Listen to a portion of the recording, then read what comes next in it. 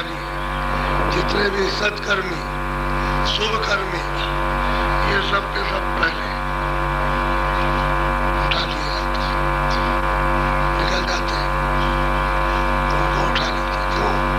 उनके पास कोई विशेष पूजा नहीं होता, थोड़ी बहुत तकलीफ आई बस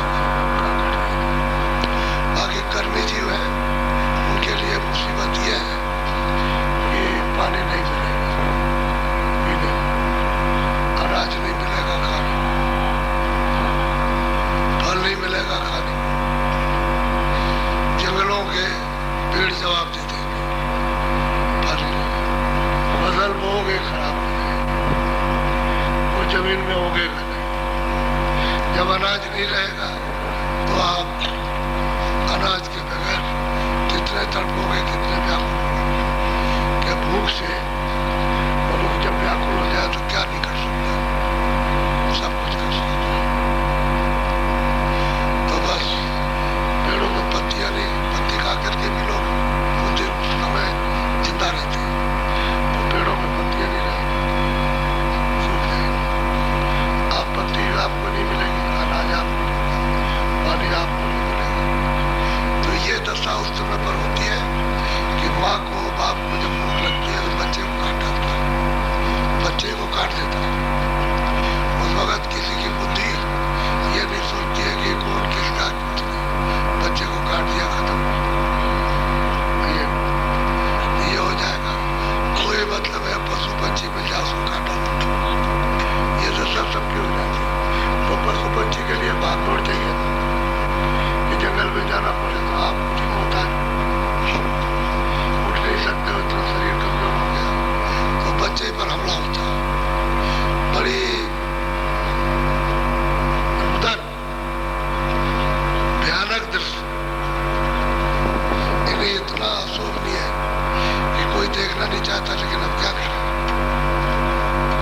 वो तड़प तड़प करके शरीर छोड़ते हैं, लेकिन कोई रहेगा नहीं,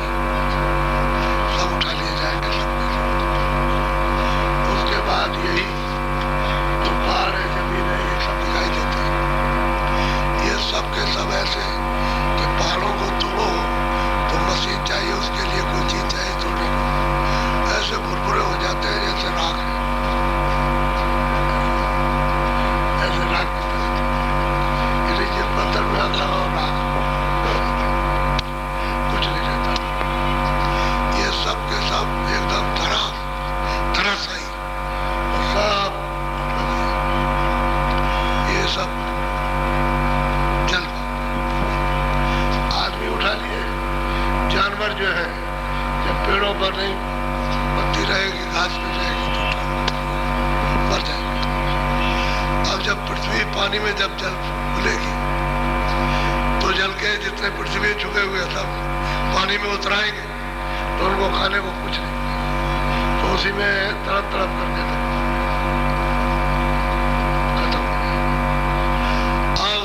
जल रह गया, तो जल में जीव है, बड़े बड़े मगरमच्छ या मछली है, और जो जीव जंतु अधिक तरह तरह के। तो फिर अग्नि जो है वायु जल को सूखती है, तो बिल्कुल साफ दिखाई देता है कि इसमें कितने प्रकार के जीव रहते हैं। अब पानी के बगैर हो रहे तो पानी उनका जीवन आधार है, तो तड़प तड़प के वो दृश्य एक ऐसा होता है कि ऊपर बैठ के दिखाई देता है। अब ये सब सफाया हो गया, अग्नि ने जल को सोख लिया तो पृथ्वी पानी में घुल गई, पानी को अग्नि ने सोखा और अग्नि को सोख लिया वायु, हवा ने सोख लिया, उसको ठंडा कर दिया और हवा को आकाश में सब आकाश में हो गया। अब वो आद्या महाशक्ति जो सैदल कमल के नीचे जो बैठी हुई है, जो ब्रह्मा विष्णु महादेव की माता, वो फिर इस आकाश को समेटती है। तो ये सब फिर आकाश को समेट लिया तो फिर स्वर्ग और वैकुंठ समेट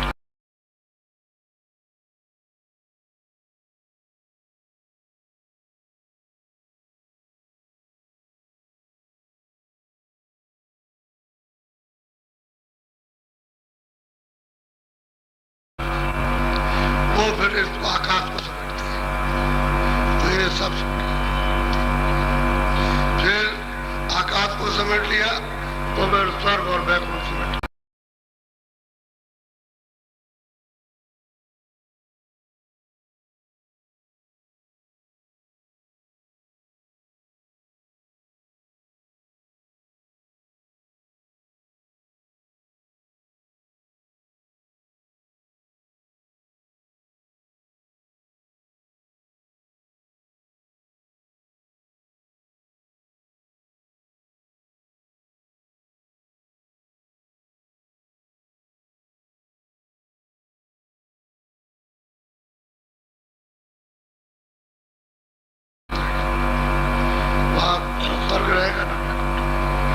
जैसे ही स्वर्ग वैकुंठ समेटे उसे आत्या मां शक्ति ने वैसे ही ब्रह्मा विष्णु महादेव ये सब सिमटे सिमट ले सब सिमट करके और आद्या महाशक्ति को और आद्या महाशक्ति के लोग को जितने भी वहां की सूरतें हैं उन सबको निरंजन भगवान ने समेटा।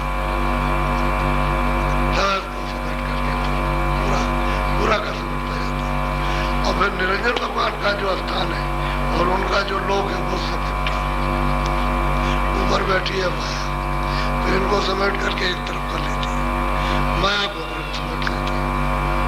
कुछ नहीं, कोई स्वर्ग नाम नहीं, वैकुंठ नाम नहीं, ईश्वर का नाम नहीं, ब्रह्म का नाम नहीं, पृथ्वी का नाम नहीं, जल का नाम नहीं, वायु का, कोई जीव जंतु का नाम नहीं। उसको कहते हैं क्या? इससे ये मालूम होता है कि देश आपका है।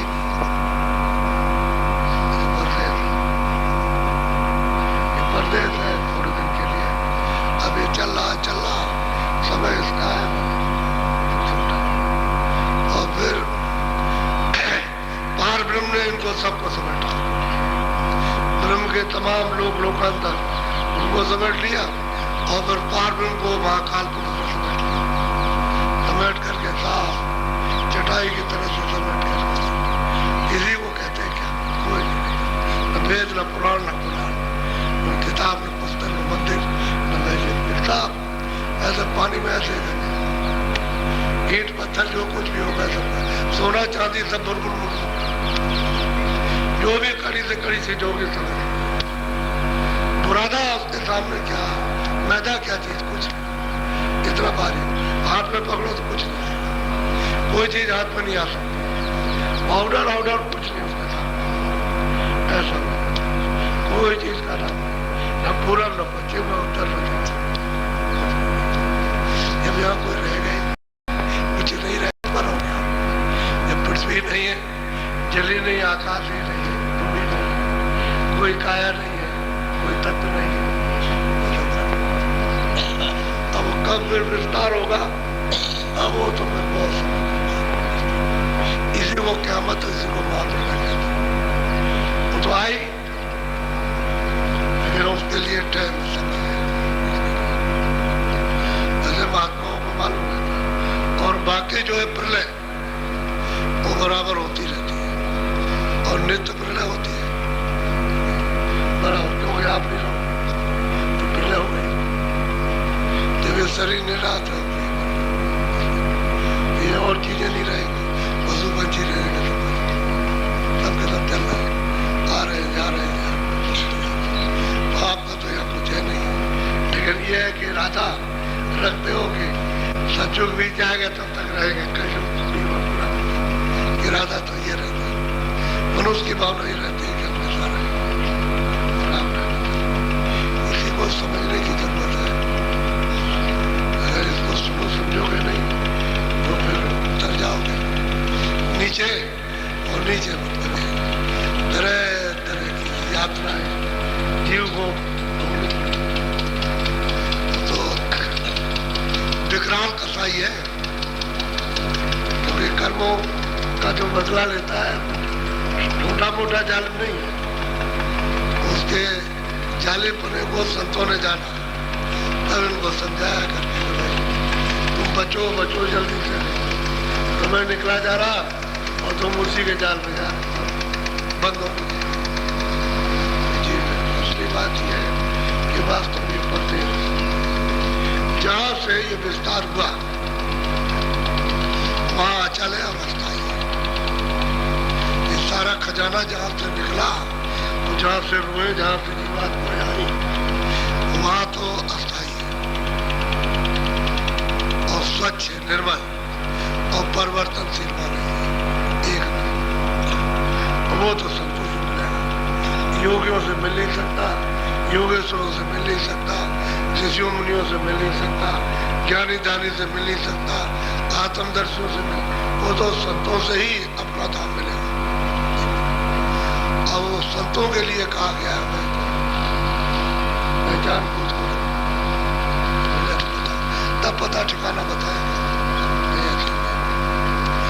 700 वर्षों के अंदर अरे वेद और शास्त्र तो थोड़े से हुई, उसमें कोई और तो नहीं, लेकिन संतों की जो संत आए उनकी तो मतलब अनेक पुस्तकें,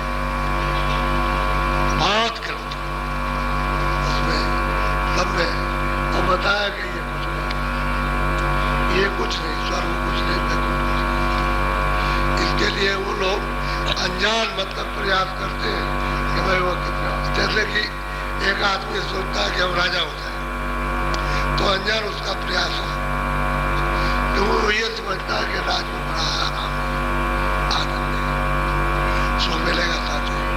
जब राजगद्दी में चला गया तो वही कहता है अरे यहाँ आकर के बेकार चली जाएगी, कुछ नहीं। अब वो ये सोचता है कि अगर जाता हूँ तो मरता हूँ, मुझे मार डालेंगे लोग, छोड़ेंगे नहीं मुझको, क्योंकि राजा तो बहुत गलती करता है, तो उसकी गलती तो राज की वजह से छुपी रहती है कि भाई राजा है। लेकिन जब बाहर उतरेगा तो देख लो आप, अभी जगह नहीं, पिछले समय में अभी कोई ज्यादा दिन थोड़ी कोई शाहजहां को गिरफ्तार कर लिया लड़के ने, आखिर बादशाह था, लड़का आया बंद कर दिया और यही कहा कि एक अनाज मांग लो, एक दो अनाज नहीं मिलेंगे। उसने अपने बावर्ची को बुलाया कि भाई एक अनाज के लिए हुक्म हुआ है दरबार से कि एक खाने के लिए अनाज मांगो। तो उसने धीरे से कह दिया कि चना ले लीजिए, चना। तो उसको बताया तो कहा कि आपको चना ले, एक ही अनाज दिया, चने में से सब चीज बन जाती है, रोटी भी बना ले, ये भी बना ले, वो भी बना ले, वो बना ले, सब चीज बनती है। तो चना मांग लिया ही क्या,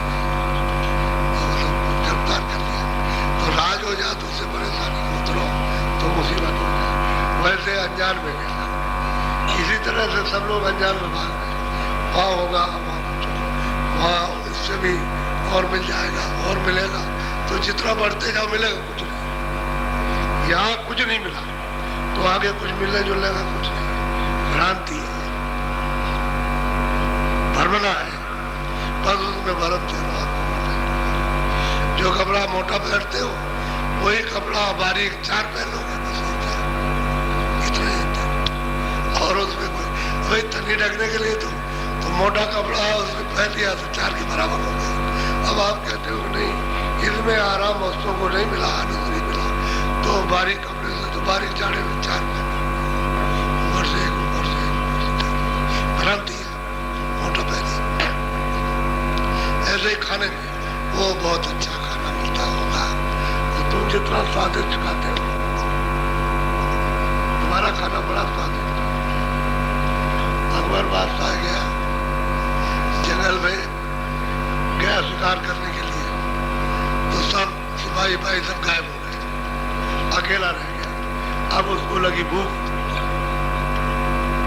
तो अब क्या करे, वहां जंगल में जल्दी तो जा नहीं सकता, चलो भाई मुकाम पे पहुंच जाए, जल्दी खा लेंगे। वहां जंगल में क्या, सिपाही गायब हो गए, ढूंढते रह गए, वो किसी तरफ चला गया, तो उतर करके एक काश्तकार के आ गया, तो तुम कौन हो? कि मैं तो काश्तकार। कहने लगे अरे मुझको भूख लगी है, कहने चल गए, बैठ, वो नहीं जानता था कि यही बात है, अरे बैठ तो जल्दी से, मैं अभी जाता हूँ। घर में गया, चटनी बना के ले आया, चटनी और मोटी रोटी, कहने खा, अपनी भूख मिटा दी। तो बादशाह ने उसको खाया, हमने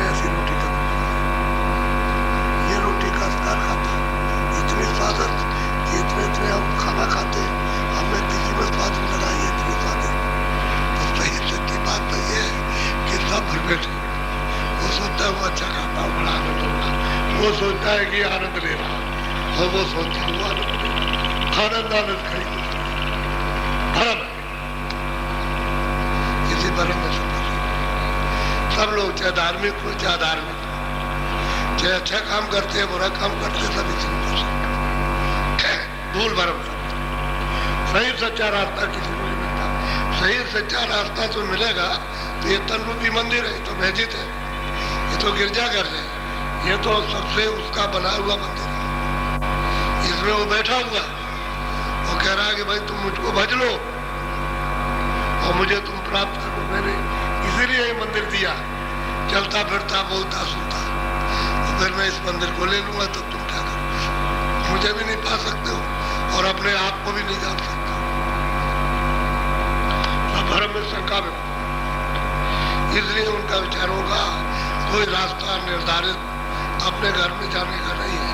वो तो चले जा रहे हैं जंगल की तरफ। अब चार खाने जंगली है, नरक और क्या अघोर स्थान है। अब उनको क्या मालूम कि मुझे कहा जाना है, इसलिए बोला। अब आप बड़े ध्यान से सुनो कैसे छुटकारा